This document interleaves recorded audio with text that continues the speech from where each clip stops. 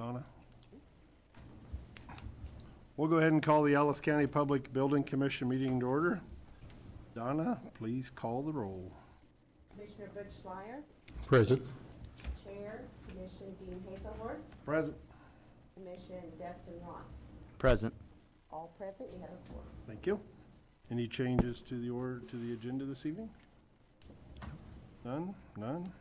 Approval of prior minutes, February the 11th, 2019. No issues. Look Being fine. approved as presented, Donna. Consideration of accounts payable. Didn't have any? Nothing? Audit engagement letter. Phil? Thank you, Mr. President. Project Manager Philip Smith-Haynes. So this item was kind of a trailer from last year. In the past, we had been approving the audit annually, and so it was coming up in April. But we actually went ahead and approved the audit services with Adams, Brown, Barron, and Ball last fall. At the same time, we did the county's audit. So I just left it on in case our two new members were curious. Our fee will be $4,300 for the 2018 audit, $4,400 2019, and then $4,500 for 2020. Although I have had discussions with our audit partner, Melissa Romy, who said we may not end up having to do all of those based on the balance in the PBC. The audit requirement has to do with the amount of balance that that a public entity has. I'll just transition right into project manager report. I don't have anything to discuss in terms of the projects. As you know, the capital projects are completed at this point. I do have one item, which is we're making some changes in our banking in order to reduce fees for the PBC, and notice that we actually need a new signature card. So all three of the commissioners have signed the signature card this evening, but I do need it reflected in the minutes that occurred, because the bank does require a copy of the minutes as well as your signature card. That is all I have this evening, Mr. President. Thank you. Any executive sessions? None. Donna, we will adjourn at 5:03.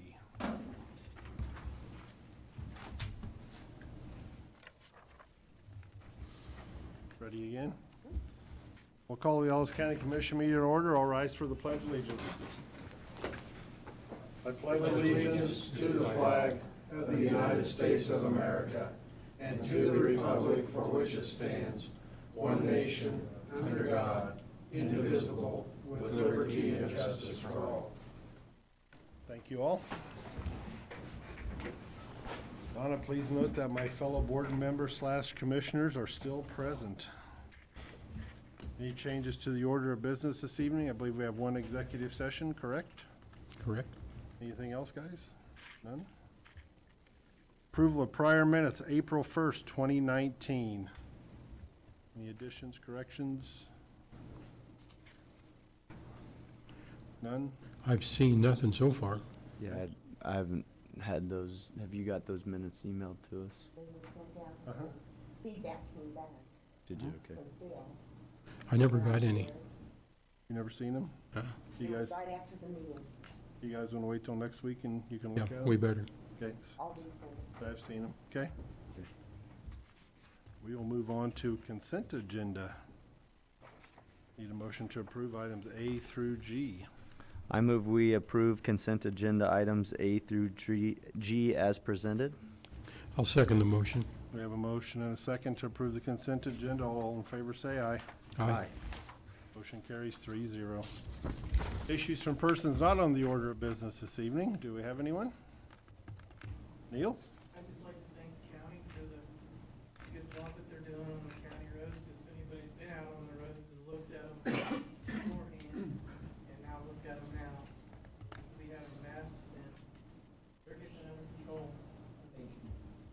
Neil. You want to come up and tell us who you are? You have to come all the way up here, I'm sorry. Yeah, I'm Neil Younger. Actually, I live in Munger, and got property western Ellis County, eastern Ellis County. Been in both places, and then some in the southern part, northern part. And yes, they have done a good job getting everything back in shape for what it looked like before. They are gaining. They are gaining. A little ways to go yet. There's a ways to go, but you know what? They had a mess. I guess I should say we had a mess as a county. But yeah, I thank you guys. Yep, thank you, Thank you, Neil. Neil. Appreciate that. Moving on, monthly financial report. You guys looked at that? Yep, looked at it. I found it interesting. No questions. No questions, Dustin? Yeah, no questions from me. Next item, update on water supply. Our Hayes Mayor, Henry Schwaller, and City Manager, Toby Doherty. Good evening, Commissioners and County Administrator. My name's Henry Schwaller, I'm Mayor of the City of Hayes. I'm joined tonight Toby Doherty and Commissioner James Myers here as well. We noticed and followed your comprehensive planning process and congratulate you on your work there. We know how difficult it is. And we noted that in one of your meetings as a commission, you were discussing the future of economic development in Ellis County and noted that water is a particular concern for you as it is for us. So I asked the chairman if we may have a few moments of your time tonight to tell you where we are in the water planning process. The city manager will provide you with an update, and then we'll both answer any questions you may have. Thank you. Go ahead. Thank you, Commissioners. Toby Doherty, City Manager. We were in front of the Commission about 3 years ago, informing you that we were moving forward with the change application process to convert water rights from irrigation to municipal use. We have successfully navigated that process, the culmination being a master order that was issued last week by the Chief Engineer of the Division of Water Resources. The order becomes effective in a week and a half. There is still a process by which somebody withstanding can ask for an administrative review by the Secretary of the Department of Agriculture. So there is a period while we're waiting right now for the order to become effective. But we are right now planning for the next phase, which is the navigation of the Water Transfer Act. The Water Transfer Act is a series of statutes that deals with water transfers in excess of 2,000 acre feet in excess of 35 miles distance, of which this qualifies for both.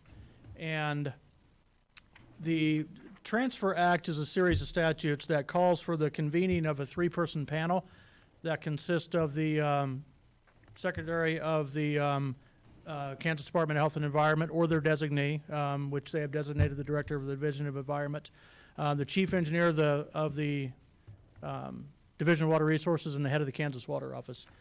They convene as a panel. They request a hearing officer. A hearing officer holds hearings, gathers information, and makes a recommendation on the transfer. Essentially what the Water Transfer Act does is it spells out a series of criteria that need to be met for users wishing to move a large amount of water a long distance. There's actually 28 criteria spelled out in the Act. Some of it is simple as you have to have your name on the application, but some of it is more in depth in that we have to prove that we've looked at alternative sources. We have to prove that we've invested in conservation measures, and not just recently. There needs to be a long-term investment in conservation measures, and there has to be a plan in place to keep those conservation measures rolling. We have to prove that we're not impairing local supplies or depleting local supplies. That there's a plan in place to actually move the water, a feasible plan to move the water to the intended use. That we are complying with all regulations, either state regulations or groundwater management district, if applicable. And lastly, there's a question to the benefit of the state of Kansas. Essentially, these statutes are getting to a question: is this transfer good for the state of Kansas? Does the benefit of allowing the transfer outweigh the benefit by not allowing the transfer? We have filed the initial transfer application, and we hope to start that process as soon as possible, as soon as the as soon as the change order, the master order is deemed approved, that's what triggers the start of the process. The panels convene, and there's some statutory deadlines, anywhere from 12 to 24 months. I am giving the fact that we spent almost 4 years on the first part. I'm banking more towards the 24 months, but we're going to press for 12. I did bring a couple handouts just for your information, because I know you haven't been, involved in this as we've been moving along. The cities of Hayes and Russell actually own 7,648 7-acre-feet of water, and that is the second handout in the stapled pages I gave you. When you convert that water rights from irrigation to municipal, that nets us 6,756 acre-feet of water. We actually took a voluntary reduction to 4,800 acre-feet on an annual basis to get this deal done. The Division of Water Resources, the chief engineer was pretty clear. He wanted us to adhere to sustainable yield. That's the sustainable number there. We told them we had no desire to use this source in an unsustainable manner. And so we've actually agreed to a 30% reduction in our available water rights in order to get this done. We're doing something that nobody else in the area down there is doing. No other water right holders are lining up to take a voluntary 30% reduction in their water rights. But we did. If you look at the next page, actually converting the ranch to municipal water source will result in a 225,000 acre-foot benefit to the aquifer over 50 years. Right now, the ranch is completely fallowed. We began decommissioning it 4 years ago, and the ranch is completely fallowed. All the infrastructure is removed. It's all been planted back to native grass, and right now we are preparing to transition to a cattle operation, and we're working with Wildlife Parks and Tourism on walk-in hunting. And it would be the largest tract of walk-in hunting in about a 100-mile radius. And just for your benefit, in case anybody asks on the last page what's not happening, we're not developing new water rights. These are perfected water rights that were perfected in the 70s and 80s that the city of Hayes and Russell bought in 1995 and 1996. We're not taking anybody else's water rights. There's no impairment of existing water rights. The aquifer is not being depleted. And quite frankly, we're not being treated like everybody else. We are being held to a higher standard, but we're okay with that. This has got to be a sustainable water source for the region if it's going to benefit us, and it's going to be worth a $90 million investment. And so right now, this is a long-term sustainable water source for all of us. And for that, with that, I would stand for any questions you may have. How many wells are down there, Toby, that you'll be developing? We have 12 municipal wells. We had, there was 57 water rights. I believe we had 60-some points of diversion into 44 crop circles down there. That's all been decommissioned. We'll have 12 irrigation, or 12 municipal wells when it's all said and done. Phased approach, probably 7 and 5, 7 initially, and then 5 in a phase B if growth happens in the region. So you're using like existing irrigation wells, or will you have to drill new ones? All new. The existing irrigation wells were all capped and plugged and decommissioned. Yeah, with the municipal well, you have to start from scratch. Now, we did keep a couple for observation wells, but that's about it, just to monitor groundwater levels. So on your 3-person panel, does anybody local get to sit on that, or is that all appointed Topeka-wise? It's all state. Yeah, it's all predetermined. Chief engineer of the Division of Water Resources, the head of the water office, and then a gentleman named Leo Henning, who's the director of environment for KDHE. I see. That'll be the panel. So still maybe 2 years away, huh? Yeah, when you look at the statutes, there are provisions for, say, 60 to 90-day timelines or 120 to 180-day timelines. And then there's some statutes that provide, in statutes that provides a step but not a specific timeline. So we kind of estimate. So when you look at the short end, it could be 12 months. When you look at the long end, it could be 20-plus months. So once you get that totally approved, line construction another year? Yeah, and we've talked about this with the commissioners, and once we get through the Transfer Act, they're going to have a design contract in front of them to take action on, get the design going, and start the land acquisition process. And then you're probably looking at an 18-month, 2-year construction time from, including design. I would say you're looking at 18 to 24 months. It's 67 miles of pipeline, mostly through public right-of-way, but there will be some staging easements, construction easements that'll be necessary to secure along the way. So maybe by 2022, We hope so. 3? We hope so. Just seems like it's taken forever. Of course, I know it's been talked about forever, but Okay. What does 4,800 acre feet, how does that coincide with what we use right now? Right now, the cities of Hayes and Russell use about 3,000 acre feet annually combined. We use approximately 2,000 acre feet, and Russell uses 1,000. Would more than double our water capacity. Yeah, and keep in mind, we have local sources. We still have the Smoky Right. well field. Russell has the Piper Smoky well field. Russell has the intake on Big Creek, you know, we still have the Big Creek well field, and you know, so we'll still utilize all those. The initial plan would be to use probably 1,000 acre feet from the ranch. You have to, you know, keep the line charged and keep all the stuff, you know, keep all the wells working. But it's in times of drought that we have a problem. Like this year, we can pump our full allotment. We have 3,700 acre feet of water rights. We can pump our full allotment this year and probably be okay because of the high groundwater moisture. On those dry years, like 2013, 14, we were pumping less than 2,000 acre feet and depleting our sources by over 1,000 acre feet. That's where we run into problems. Hayes and Russell, we're kind of in the same boat. Okay. So this is a 75-year plus option for the region at our growth rate, and even if we accelerate growth, it's a very much a long-term option for us. Will you have to do any, I know you've done some remodeling at the water treatment plant. Will you have to do more or not? Not right away. We have capacity at the water treatment facility. When you look at the chemical composition of the ranch, it's fairly high in total dissolved solids. It's kind of corrosive to the pipes down there. Given our treatment methods with blending, we can bring a lot of that up. When we look at full-scale ramping of the ranch and a lot of unblending capacity, you're probably looking at reverse osmosis. Russell uses RO, or EDR, which is like a light version of reverse osmosis. But by that time, we'll have reached capacity at our facility, and so we'll probably have to compartmentalize and add a little RO component to it. RO is extremely scalable and a very small footprint, so we can sort of set a unit off to the side, build it into the process, and move on. But that'll be several years down the road. Right. Toby, in some recent years, we've gotten some releases from Cedar Bluff Reservoir in order to replenish our well fields. How many acre feet did that consist of? There are 2,000 acre feet available for recharge in Cedar Bluff. And I think on both releases, we asked for all of that. Now, not all of that made it down to the well field. And on one release, Russell came along behind us and asked for release of their water. Russell actually owns, I think, 5,000 acre feet of water rights in Cedar Bluff.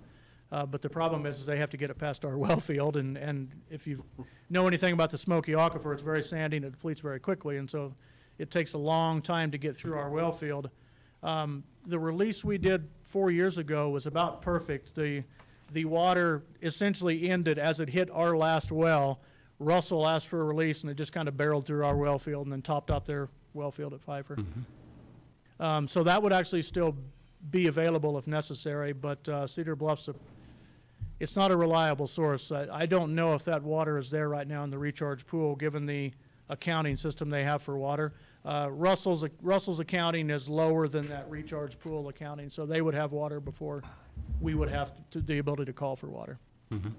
Do you have a lot of opposition to this water transfer from the county south of us? No, I wouldn't say a lot. I would categorize it as there are some localized opposition, mostly our neighbors, and they don't have a regulatory or a scientific opposition. It's more just the optics they don't like. It's that, you know, they don't like the water leaving the basin. The water leaves the basin every day in corn and milo and cattle and everything else. It's just a different way of leaving. But as far as like organized opposition, we haven't met anything yet. Okay. And people are reaching pretty far to come up with their opposition too. Sounds good. Thank you, Toby. Any other questions? No, I have none. None? Thank you for allowing me to come up. If I may elaborate on Commissioner Roth's question, we certainly don't need the entire water right now that we can take from the ranch, but we've been working with other communities in the area, Victoria, Ellis, and La Crosse, and we hope to have them as customers. So we see this as a regional solution. We're over $2 billion economy, and we think that this is a really appropriate solution for Ellis, Rush, and Russell counties. Thank you so much. Hey, Henry, before you, before you leave. Yes. Fellow commissioners, I did meet with Henry a couple weeks ago. Might think of the future of a date that would work for you guys and for us, and I know Phil and Toby, I think, have had conversation already. Maybe if they haven't, they're probably going to. And we get together as a city, county, government, and answer questions, hash out different things, come up with solutions, and we're looking forward to that. And I'll probably reach out to Henry again next week again and just visit again a little bit. But just so you guys know, that's something we're looking at doing in the future, and all of us get together. Looking Sounds good. That'd be great. Thank you, gentlemen. Thank you both for coming. We will move on to a remote-controlled vehicle track at the county fairgrounds. Jill Fonenstill. And your daughter. I'm Jill Fonenstill, president of the Fair Board. The Hayes Hobby Shop group came to one of our Fair Board meetings and asked if we would consider putting in an RC track out at the fairgrounds. They used to have one in front of their shop behind Dillon's, but it was too close to the street, so I think the city made them shut it down. So they would need a 100-foot by 55-foot area out at the fairgrounds to build their track and host races. We found a spot we feel would work for both them and us, and we would probably write up some kind of a contract that they have the track operating, of course, during the week at the fair with RC demo cars and then possibly a race if possible. So when we have people approach us like this, we like to come to the county commission because it is your ground to see what you feel about it. I don't have any problem with it, commissioners. I think it's, I think a lot of it why, I don't think the city shut them down along behind Dillon's. I think what happened, a lot of the cars was ending up out in the street, and I think that was posing a problem. It was right by the road. Oh, Yeah, it was. It Yeah. was. They had a Very nice close. location, but this here's a much larger location at the fairground, and it's not next to a main city street and kids out there and different things. So I think that was part of their reason, but yes, I believe that. And they said they do have insurance. They would just add that location to their policy. And a fence, did you ask them about a fence? Were they gonna do a fence or not? We would suggest to them that they do a fence so that the RPM or the race cars don't Drive on the try to track? drive on it. Yes. The big race cars. This is at their cost. They're willing to put Correct. this. Okay. Yes. That could be a good addition. Any other questions, guys? No? Looks fine to me, yeah. Phil, you got anything to add to it? No? No, Jill and I spoke about this, and I've spoken with Mr. Jeter. We think we could do a contract sort of based on what we have with RPM, but a much lighter version. Yeah. I think, sounds good, Jill. Thank you for coming, and I believe Phil and Bill will probably work on getting a contract put together that you can present to your group. Yeah, we'll contact the hobby shop and make sure they're still on board, and Okay, I'll let you guys know. thank you, Jill. Thank you.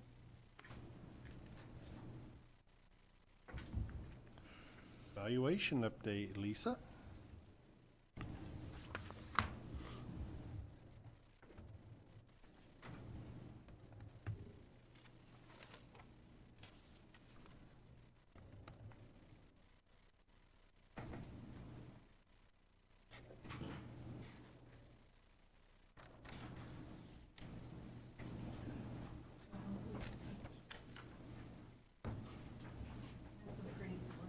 There you go. I like color.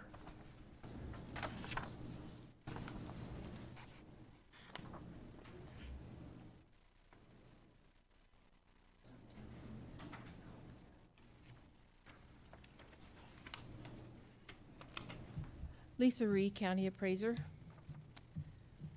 As you know, we discussed earlier that our office mailed out our 2019 valuation notices to real property owners last week on April 1st. And we mailed out a total of 15,627 valuation notices. And I thought this weekend today I'd kind of share some of that information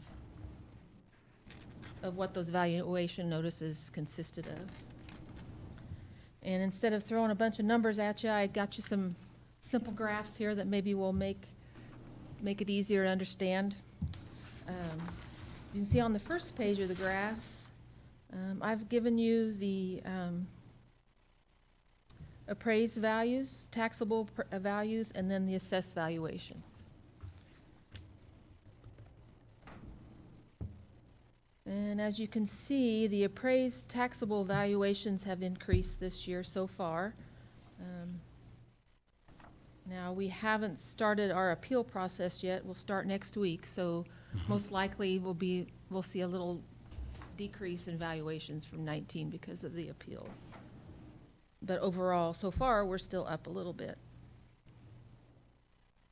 And one thing to bear in mind is our 2015 through 2018 values are indicated are have gone through the appeal process. So we're not quite apples and apples, but we're close. So, and I'm sure you're noticing that both on the taxable properties graph and the assessed valuation graph, that especially the taxable properties valuation graph, that our values decreased significantly from 17 to 18. And the main reason for that is the difference in the local market. Our real estate market started decreasing in 16, and that's evident with our 17 to 18 values. It took us a little while to catch up with the market. In fact, the average sale price of homes in the county in 2018 was about $165,000. In 17, the average sale price was almost $175,000. So that kind of just gives you a quick reasoning of why our valuation dropped in 18. On pages 2 and 3, I gave you just some graphs of specific valuations, the three main classifications in the county. First one is the agricultural valuation. Agricultural properties make up about 21% of our parcels, but is only about 8% of our assessed valuation. So on ag land, it went up 27 million in That's 4 years? ag land and buildings. Ag land and what? And buildings, all ag classification, land and 27 buildings. million in 4 years? From 63 million to 90 million? We have agricultural land across the state has seen a big increase in the last several years. Agricultural land is not valued on market value like residential and commercial properties. The land is valued per use value, and that value comes from the state of Kansas, the Property Valuation Department. And for the last 3-4 years, pretty well across the state, we have seen significant increases in ag use values. There were 2 years where we saw a 20% increase in the ag use values. So that's part of that. So basically, we're being compared to northeast Kansas on their ag land? No, we are not. We're not? No. The state is divided up into 6 districts. In our district, we're the furthest west county in our district. And I think we're also, though, we are included with Saline County. So, no, we're not part of the Northwest, and we're not part of the East. So we're considered central. I see. The residential and farmstead valuation. Residential properties make up about 65% of our parcel count, and it's 62% of our assessed valuation. So a big chunk. And then our commercial properties are only about 7% of our county, but it makes up of 29% of our assessed valuation. And then the last graph there just kind of showed you what our new construction has done in the last 2 years. Lisa, what percent did you say was residential farmstead? It's about 65% of our parcel count and 62% of our valuation.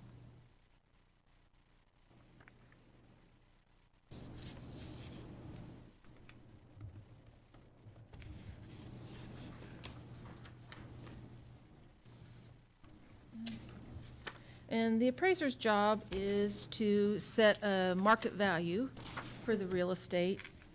And that basically means the price that a buyer is willing to pay for a property and that the seller is willing to sell it for that amount. And that's our job, to estimate that amount. And of course, like I said before, there's an exception to that where agricultural land is not valued at market. It's valued at productivity use value. And one other thing that property owners, you know, we mailed their valuation notices April 1st. They have 30 days after that, which is May 1st, to notify our office and let us know that they wish to appeal that valuation. And then we'll have an informal hearing in our office, and then we have to have all those set per statute by May 20th. We have to have those all finalized. And then comes June 1st, we certify those values to the county clerk. And it's still a little early to give you any kind of information on personal property and oil. We're still processing those valuations. We have to notify those owners May 1st of their value. They have until May 15th to request a hearing with us, and then June 1st we certify those values to the clerk as well. Lisa, it's fair to say that the ag use value of land is lower than the market value of land. Definitely. Correct? Yeah. Definitely. Somewhere in the range maybe of 6 to 10%. Okay.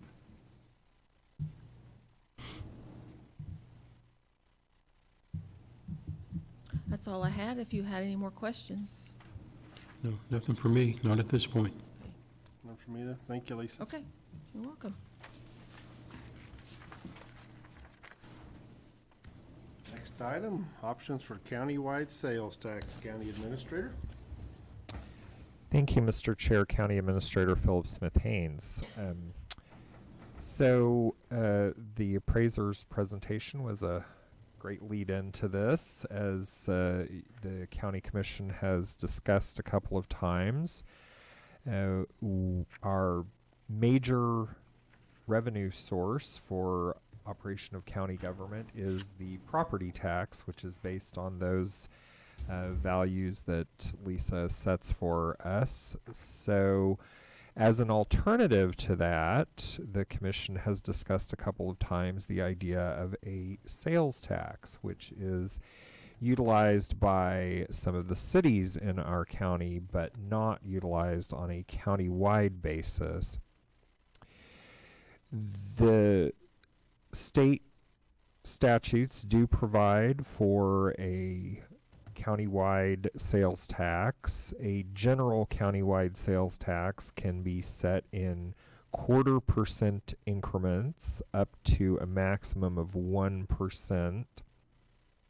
There are some counties that have additional sales tax authority, but none of those pieces of legislation would apply to Ellis County. A sales tax does require a vote. It can actually be initiated by petition or by the county commissioners. The sales tax election may be held by mail ballot, by special election, or in conjunction with a general election. The cost of any election would be paid by the county. There are provisions of state law that require that general countywide sales taxes be divided up with the cities within a county, half on the basis of respective property tax levies and half on the basis of population, and counties only get to count the population in the unincorporated area in that calculation. The state updates those local distributions twice a year, and their most recent update was in January of this year. The city of Hayes would receive 49.12% of any countywide sales tax. 41.65% would stay with county government. 5.75% would go to the city of Ellis. 3.06% to the city of Victoria, and the city of Shinshin would receive just under 0.5%. The only exceptions to that are for, again, counties that have some kind of special legislation that allows them to keep all of a countywide sales tax, or as provided in one particular state statute that provides that a countywide sales tax focused on health care services could be retained by county government if approved by voters. Those healthcare services include local health departments, mental health services, emergency medical services, and a number of other services that Ellis County does not currently provide. Sales taxes are pretty much a general revenue source. They can be used for construction or improvement of public facilities, including roads and bridges. They can be used for property tax reduction or any other purpose as approved by voters. There's no requirement in the law that a countywide general sales tax have a sunset. Some special taxes that are authorized by legislation do contain sunset provisions. But in general, the governing time frame for a general countywide sales tax is whatever is included in the ballot question presented to voters. In 2013, Ellis County voters did approve a countywide general sales tax for the purpose of financing repayment of bonds issued to construct various facilities. That did have a 5-year sunset provision, and that tax did sunset per that provision. You can call a a special election pretty much any time in order to comply with various state deadlines on initiation of a sales tax. You would have to call a special election no later than mid-September of this year in order to have a sales tax effective on January 1st of 2020. If you were to wait until the next general election, which would be in November of 2020, a sales tax would go into effect on April 1st of 2021. And last but certainly not least, in terms of the revenue generation potential, a countywide sales tax generates about $1.55 million annually based on 2017 collections. Of that, the county would keep about $630,000, and that's per quarter %. So I would be happy to answer any questions, and I look forward to the commission discussion and any direction you would like to provide. Butch, Destin, you want to go first? I guess I can start with some of my thoughts on this. You know, honestly, I've been somewhat surprised at some of the people that have come to me about this. Surprised because they were positive, not negative, but also surprised because, you know, when I took over this job, I saw an opportunity to do something that doesn't happen very often in government, and that is to lessen the size of government. That being said, now that I've got a little more intimate with what we do as a county and what we spend money on and things of that nature, I got to say that there's some really, really tough decisions ahead of us if we don't find a way to fund what we're doing currently. That being said, I don't think I would ever be in favor of a half-cent sales tax, but I think a quarter cent, and I think that possibly, towards what I consider to be one of the most important services that we do, which is our emergency medical services. Something that we provide that none of the municipalities provide on their own, something that we could possibly market as a county when we're trying to attract people to use our communities in Ellis County for retirement communities. But that being said, I never liked the idea of increasing taxes. So I do like that it is going to, this would be something that would go to the voters, and I would caution us to not assume that something like this would pass, but when looking at the hard options for services like our sheriff and our EMS and our roads and bridges throughout the county, I think EMS has probably the biggest pull from my perspective, and possibly the biggest pull, I think, in terms of economic development in the future as baby boomers get into retirement age. Now, that being said, a quarter-cent sales tax would, if it was, and I think I'm hearing Phil correct on this, a quarter-cent sales tax, if it were for a specific purpose, like EMS services, we would collect the whole sales tax as opposed to having portions of it go to the cities. Yes, if it fits that exception in state law, that's correct. Okay. And approximately $1.55 million is what a quarter-cent sales tax would net. Yeah, again, if it were not divided up with the cities. Okay. Our EMS budget is a little over $3 million that we spend each year, 3.02, I believe. That being said, and that's where I think the caution from me comes, a half-cent sales tax would pay for our entire EMS services. We don't need that. I don't believe we need that. And I would strongly, as a retailer, side against the idea of trying to fully fund our EMS services. However, when we start talking about tough options, especially for Victoria and Ellis, I think that's where you might see some people make a decision that says, okay, while I might not like taxes either, I do like having a paramedic that will show up at my house within 5 minutes if I'm having a heart attack.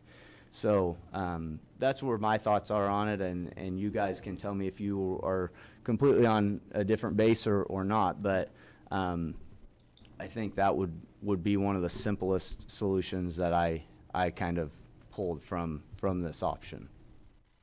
Well, I don't disagree with you at all, Dustin, with that. I think EMS would be a very viable service to try to get funding through a sales tax. And I believe, Phil, we're only one of about 25 counties without a sales tax. I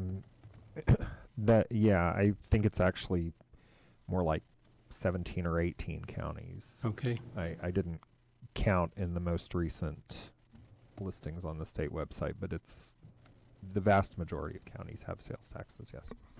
And I do think following the next couple of budgets we're going to be doing, and the public sees the draconian cuts we're going to be making, there might be more appetite for sales tax with the voting public, because it's going to get bad before it gets any better. Yeah, it's just not looking good at all. So I think we do need to try to proceed with something, as you suggest here, for a 2020 general election. I guess I look at it a little different, gentlemen, after being through the last sales tax that we went through. Talked to a lot of people over the past month about this. A lot of them never realized that this is ever sunset. Our last sales tax ever went away. I just talked to a guy about that this morning, and he said, well, you already have a sales tax that you're collecting revenue off, and I told him that it already had sunset. He wasn't aware of that, but I guess I look at it from the point of road and bridge. Over the next 10 years, Bill Ring's gonna need $10 million to fix roads and bridges, if not more. We have, I don't remember the number anymore, but I believe there's about 10 bridges that's gonna probably need replaced for sure in the next 10 years or less. That'll be way over $10 million alone just for that. Is that correct, Bill? Yep. So I guess I look at it on a half-cent sales tax. I want to share that with the city of Hayes. I'd also want to share that with the outlying communities. The last time on the other half-cent sales tax, it went to Victoria, Shinchin, Ellis. They all had projects going on too. They all shop in our community. The city and Hayes and the county, I think, has options where we can work together at projects. I mean, we're growing out away from Hayes, and in turn, we're going to have to work together to keep that infrastructure in that 3-mile zone tied together, I believe, with the city too. We're both going to have upcoming projects that we're going to have to work with, not only the Northwest Corridor, but there'll be other projects, possibly east of town, different things. South of town, probably not so much, but I think northeast and west, we're going to be looking at upcoming projects. I guess that's why I'm in favor of a half-cent sales tax, so the other cities also get their share of that also. I mean, if we direct X amount of dollars to road and bridge, X amount of dollars to EMS, I mean, I think that's a great idea. It's like Dustin said, when you pick up that phone and you want an ambulance, you know, you want it in 5 minutes, not in 20. And that includes, you know, Victoria and Ellis, where they both have their own services too. So, Dean, you're just talking about a sales tax for general county operations. General county operations, and I don't know if we can earmark it to such. It's for road and bridge and EMS. I don't know if we can do that and still share like with the outlying cities. Can we do that? Is that? That's what we did with the one that just sunset for the buildings. It was specific to the buildings, but it was shared. Do the same, even though it's for county roads. We could do that again. Earmark it the same way for county roads and EMS. I believe, possibly, yes. And I'd be in favor. Yeah, I mean, you can that. budget it sort of wherever you. If we can do that and still share with the city of Hayes and the outlying communities, I'd be in favor of a half-cent sales tax. Just because I think our road and bridge department is greatly going to suffer over the next 10 years more than it already has. We've been robbing out a road and bridge since I've been a commissioner of over 8 years now. Every year, Mike Graff, Bill Ring, always volunteered money out of road and bridge, and by doing that, we've created a shortfall for Bill that he's trying to make up with how he's going to keep fixing blacktop roads and bridges and sand roads right now. But and again, I just think our outlying communities, I know Victoria has projects they want to do. I know Shinchin has projects they want to do. Ellis is the same way. I just think it's a good way going forward to work with our, not only the city of Hayes, but our outlying communities, and maybe name it to EMS and to the road and bridge department is what we're going to use this money for. I guess the only reservation I have, Dean, and I agree with you too, is that I don't know that a lot of the people living in the city really care about what bridges we have to fix out here in the far ends of the county. It could be much harder for people to vote for a sales tax when they never really see the result of that tax, so to speak, driving across that bridge. And some of those bridges might be not driven on very frequently either. But I do like the plan. I just felt like EMS would be a much easier sell to the public if we reach a point to where we say we got to close up an ambulance in Ellis or Victoria. People are going to scream at us. Oh yeah, definitely. I don't remember the exact number it costs to keep them over there, but I think it's about $300,000 a year in each community, or is it more than that? You don't know? I don't know. Our assistant director of EMS is here, but I don't have that number off the top of my I don't head. even look at that as an option. I mean, as far as closing any of them stations, I think we need to look at a way of funding them, you know, more than ever closing them. But and I think if it's promoted right, I know before we had a lot of town hall meetings and we did the half center, not only in the city of Hayes, we went to Victoria, we went to Ellis. I mean, we had all the outlying communities.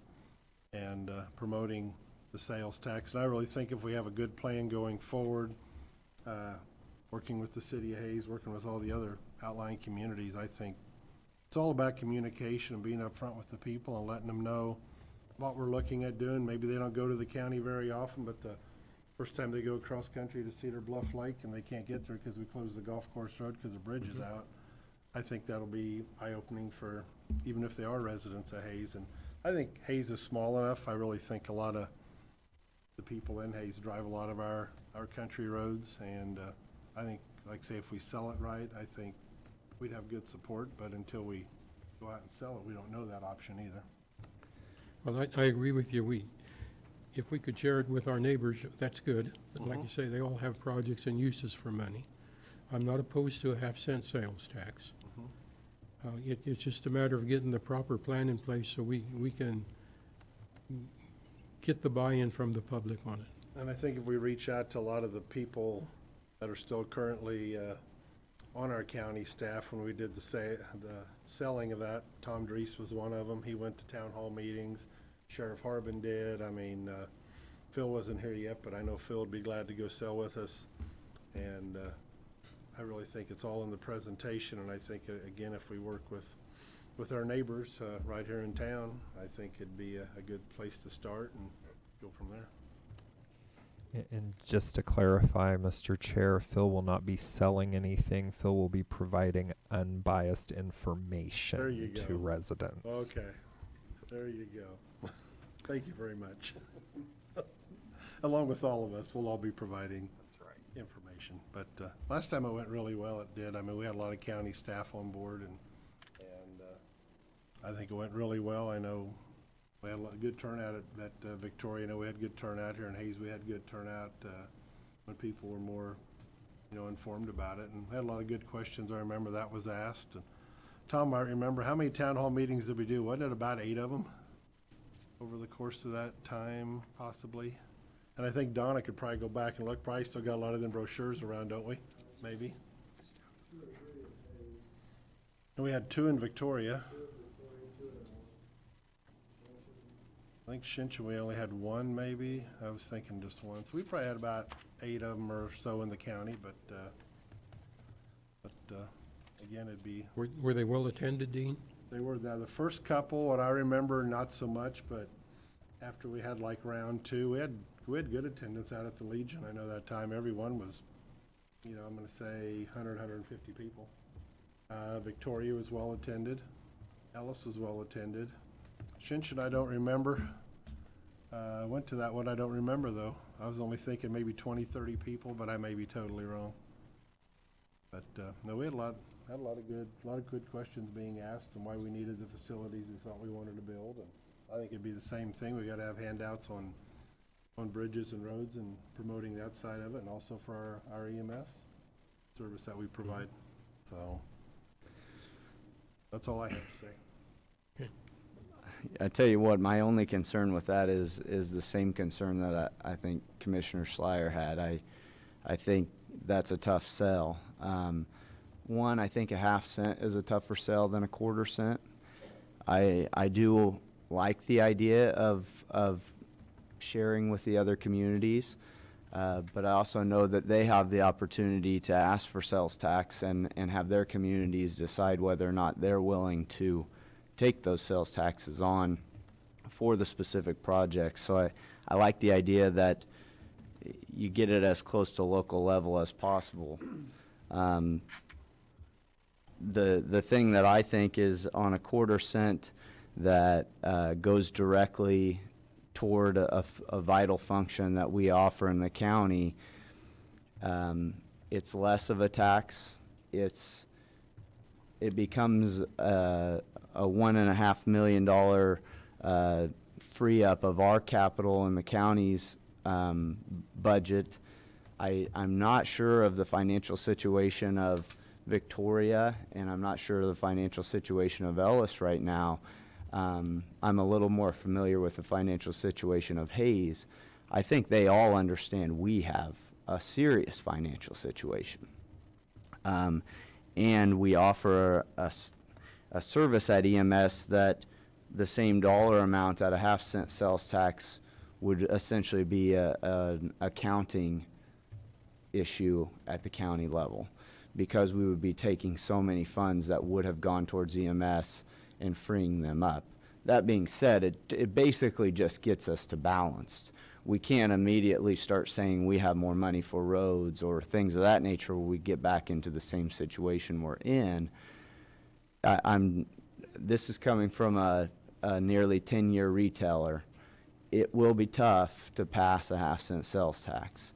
I think it'll be much easier on a quarter cent, and I think as much as I hate the idea of people spending money based on emotion, I sell diamonds, so I shouldn't say that, but as a political, in governance, I hate the idea of emotion being the reason we make decisions. And I think that good information is the best way.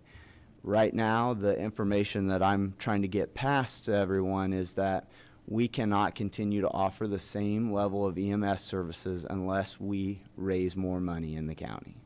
We have to cut hard things, and we all know that now.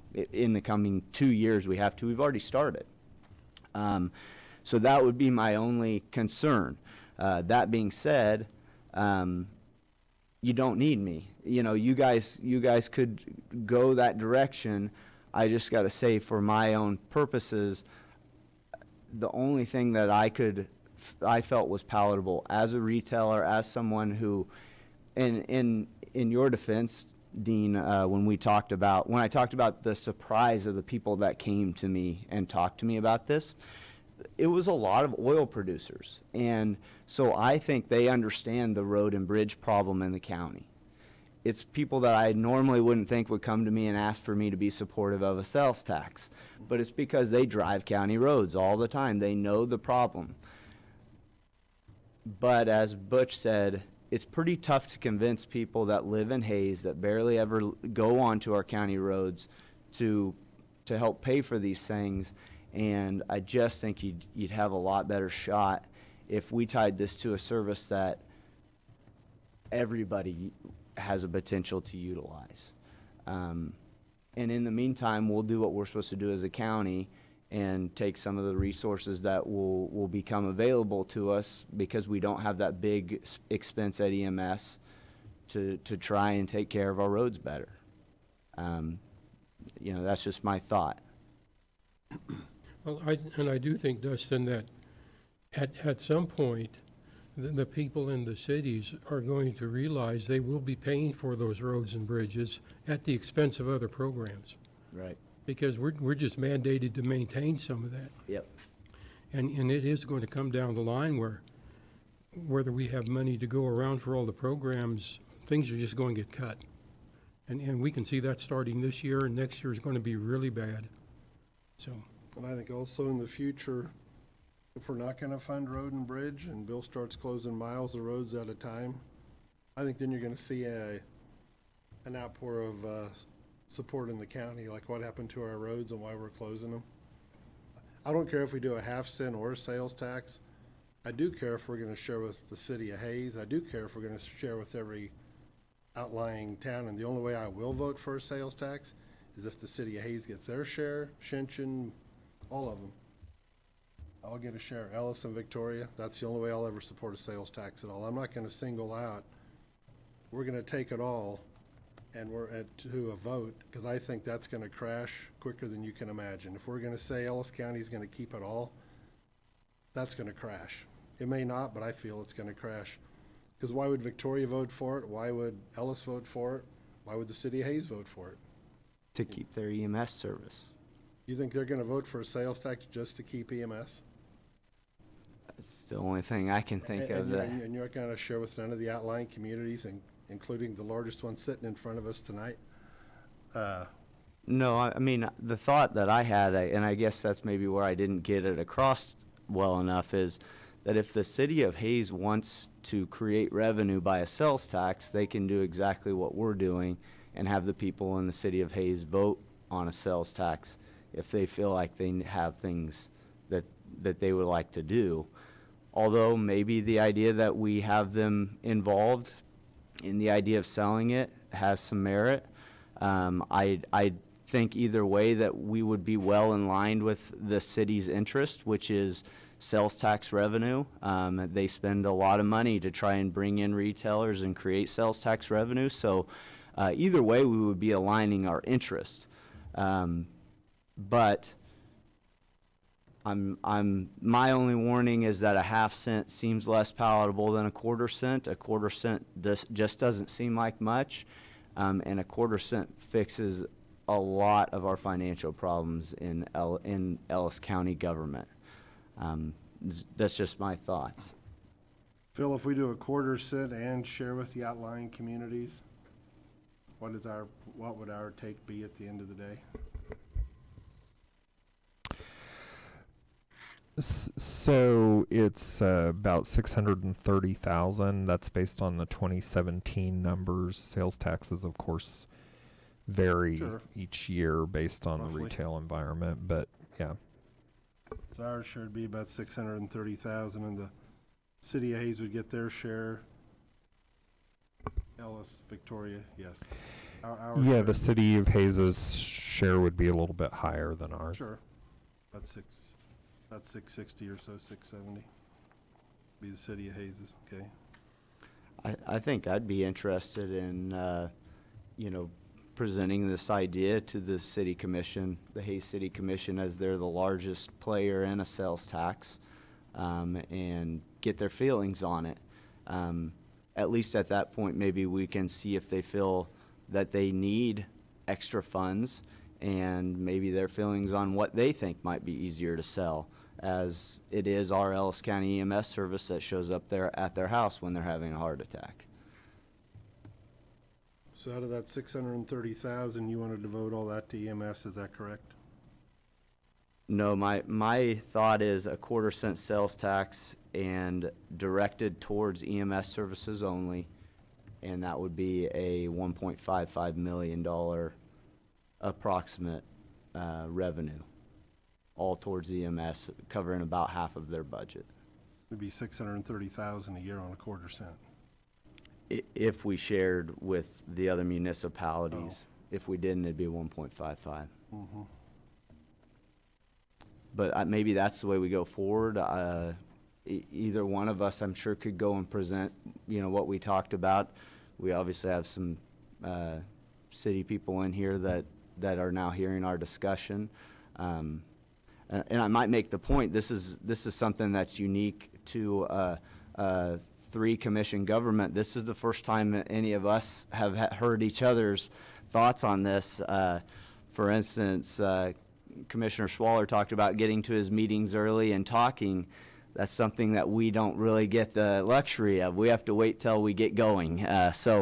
But for sure, I think these are all valid ideas. I think this is. I think we really need to talk about people's appetite for taxation, and I think we need to talk about what is the easiest to sell. And for me, in my thoughts this week, EMS seemed like the thing that would have the most appeal to me. I think if we went with the quarter cent route, $630,000 isn't going to go very far to solve anyone's problems. Right. And we'd be wishing real fast we had more sales tax to work with.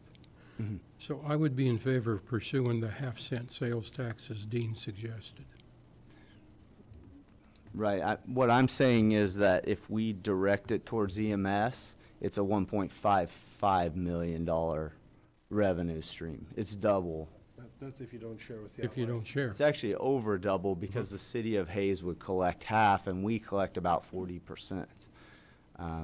That was my thought. In order to make the tax palatable to the public, as important of a service as I could think of, which was EMS, and the idea that that amount of money would be enough to solve the financial situation that we're in and basically bring us to about a balanced budget in the county.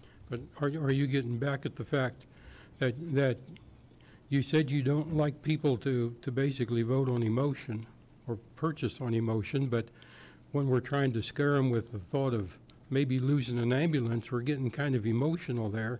For Instead of just presenting objective facts about the whole nature of our county business and the dire situation it's in.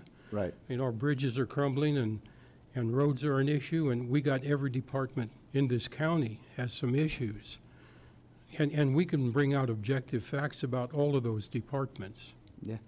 And I guess I look at sales tax. I'd rather pay sales tax than I would property tax. You know, I mean, Any day. I don't want to tell anybody in this room I'm going to raise their property tax by 10% so we can fund the county. You know, Yeah. not at all. I know what's happening in a neighboring county. Not going to say which direction, but I can tell you my property tax in a neighboring county has went up 27% in 2 years. I don't want Ellis County to be that county at all. Yeah, and I would definitely agree with that. I think that property taxes are the least popular taxes. I think consumption-based taxes are a smart play. You know, and for sure, Butch, this ends up becoming an emotional thing. I don't like governing with an emotion, and that's more what I was getting to, the idea of using emotion to get people to decide whether or not they want to pay more tax. I think we all make those decisions on our own in our day-to-day life of how much we're willing to pay for security and things of those nature. The bigger issue I thought with EMS was the idea of us possibly creating a better situation in the county for retirees, and possibly being an economic benefit to Ellis County if we can do a little bit better job of selling the high. That's the other thing we need to talk about, the high level of EMS service that we offer, which is a paramedic-based EMS service. But the hard discussion comes in is when we have to go, hey, we didn't get a sales tax passed, and now we have to cut paramedic service because we can't afford to have paramedics, or we have to start talking about taking away a truck from Victoria or Ellis or things of that nature. That would be just governing based on the idea of, well, we don't use those, you know, ambulances enough. But we all know that the people of Ellis, the people of Victoria, are emotional about wanting to keep their things, and that's why we don't ever like talking about it. So, I don't know how you guys want to go forward on it, but that'd just be my. You have to keep in mind. I mean, we could take this to a vote to the public, and it may not pass. Right. Whether it's a quarter cent, it's a half cent. That's correct, I mean, that's Yeah. the other thing, and all these decisions we're looking at for our budget. There's no guarantees this is going to pass. We have to basically govern this county like it will not pass until it does. I think that Phil has, knows that from the beginning, and he's warned me of that. We can't assume something would pass, but Again, I think it's all in the presentation, how we very take it very to the much so. public, And presentation and the education. I mean, that's where it boils down to. I know when we did the EMS/jail renovations and new buildings, there was a lot of good questions asked at those town hall meetings. I know Tom can attest to that. There was a lot of good discussion at a lot of them meetings about different things, and like I say, the closer it got to the vote, the better attendance it was at those meetings. So I tell you what I'll do. I'll use my resources and the friends I have on the Hayes City Commission, and maybe we can try to reach out to Ellis and Victoria and see how they feel about this, which direction they feel like we should go. I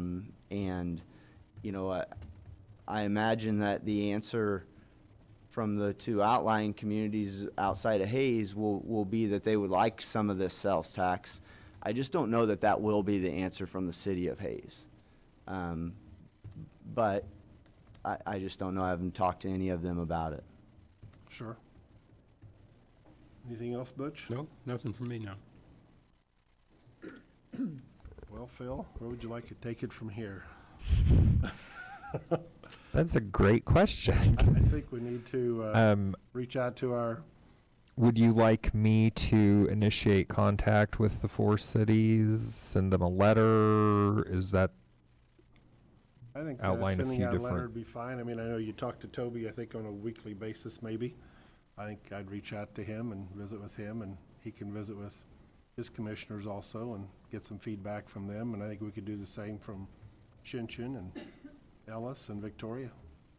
I can already tell you Victoria's answer because I talked to a few of them weeks ago. But anyway, I have not talked to anybody from Ellis. So if you'd like to do some reaching out, let us know back what they're feeling also.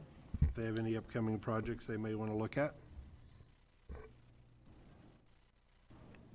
I think that's where we need to start on communication. Then when you report back, then I think we need to decide from there if we're looking at quarter, half, keeping all, sharing. I think a lot of that sharing will depend upon what you find out from your outlying cities. And Phil, if they would like any of us to come and talk to them about it in a meeting, I'd be happy to. I don't know if you guys would. I'd Sure. be happy to. Not a problem.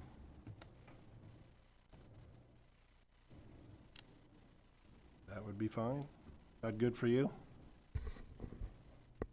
That sounds great, and I will report back. Thank you very much. 2 weeks? 2 weeks we won't have a meeting, will we? First week in May? Dream on. City of Shinshin meets once a month. This would need to be taken up at a noticed public meeting for them. I When think do it's, they meet? Next week, I was told. Oh, it is? yeah. Oh, okay. So I'm thinking more like 2 months rather than 2 weeks to get back to you on this, just Okay. very honestly. Because I just think if we're going to promote a sales tax, if that's the direction we go, I think we're going to have to start educating the public like very soon. I don't think, because I really don't feel we can take it to a vote till November of 2020. No, I mean, I'm sensitive to the time frame, Commissioner, but there's just the wheels of government grind slowly, so Really? you may not have noticed that. We just heard from the City of Hayes on the water project, talking about something moving slowly. Sorry, Toby. All right.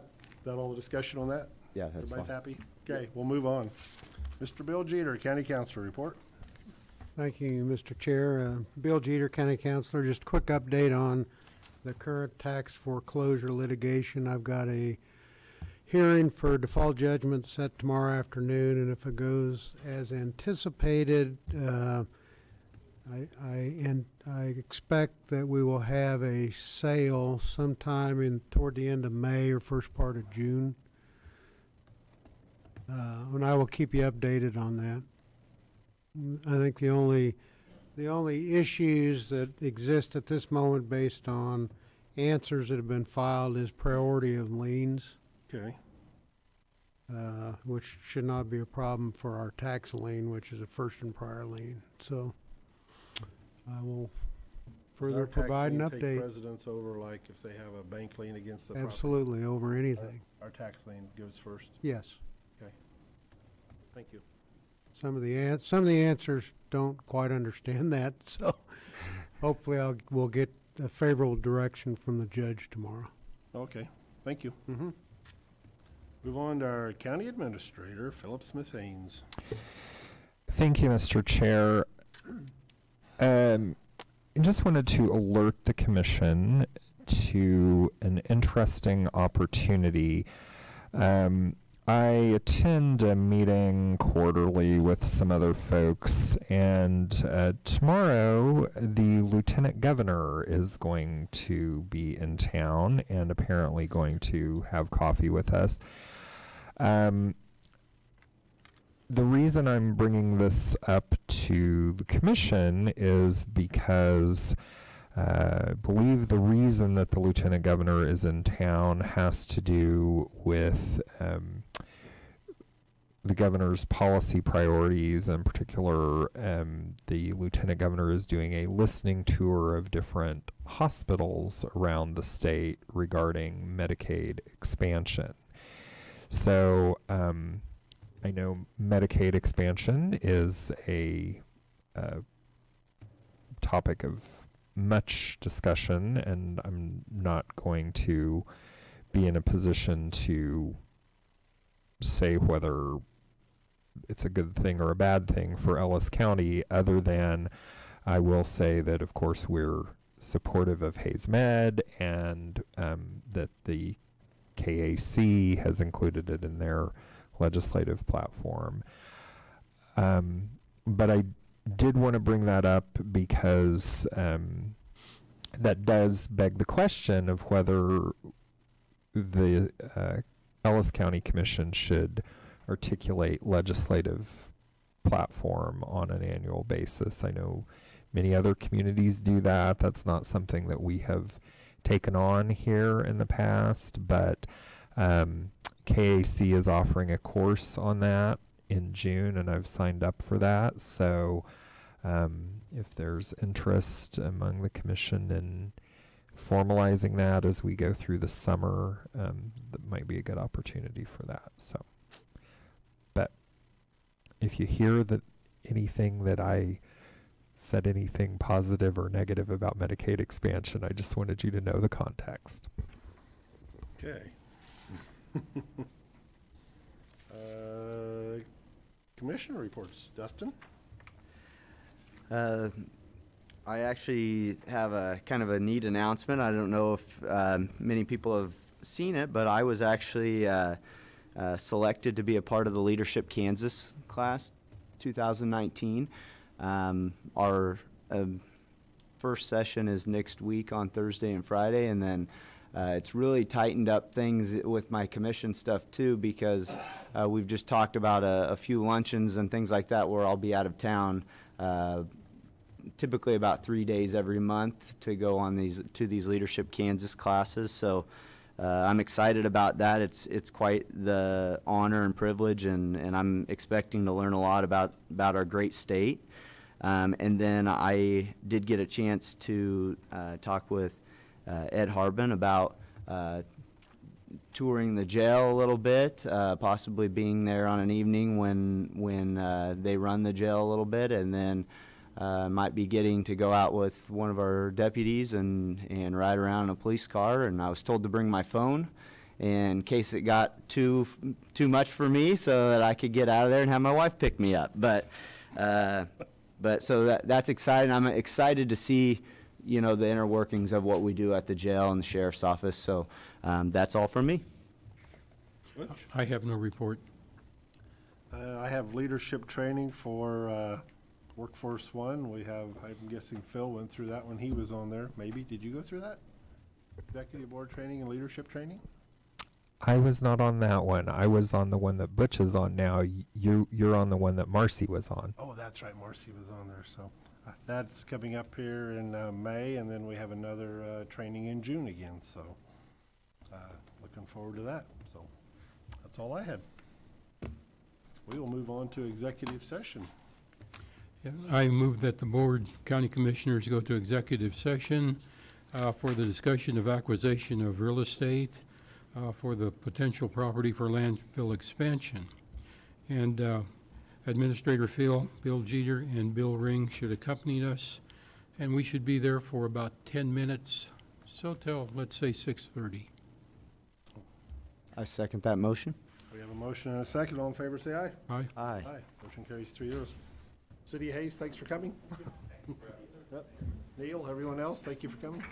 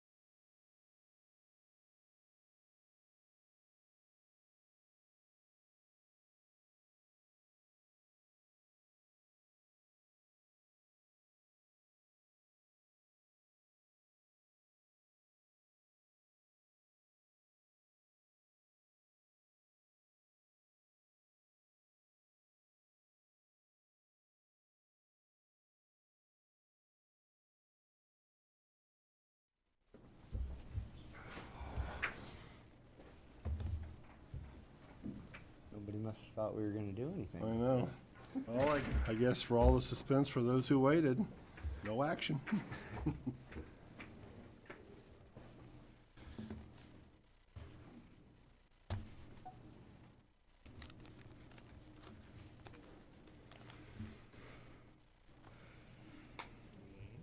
Oh, yeah, we'll adjourn at 6:30. We're just all waiting. Sorry, I was waiting till the clock ticks. I wondered if 6:30. you wanted a motion, or? Thanks, Bill. Take care, Bill. Thanks for everything.